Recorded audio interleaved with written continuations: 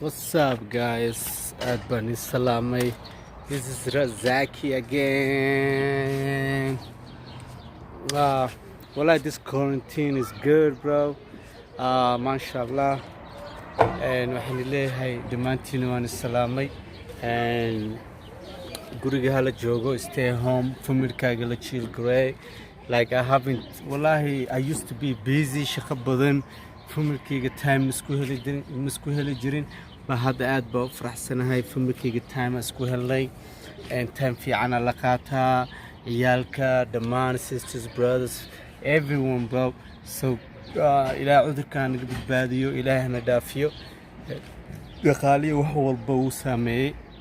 So inshallah guys, is ilaaliya, dhalinyarta si fiican ula hadlaya, careless iska dhigina, nadaafada ku dadaala, gacmaha iska dhaqa.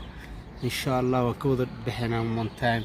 YouTube-kayga subscribe deh, gambalaalkana ku dhufo, like-na ku dhufo. Thank you guys.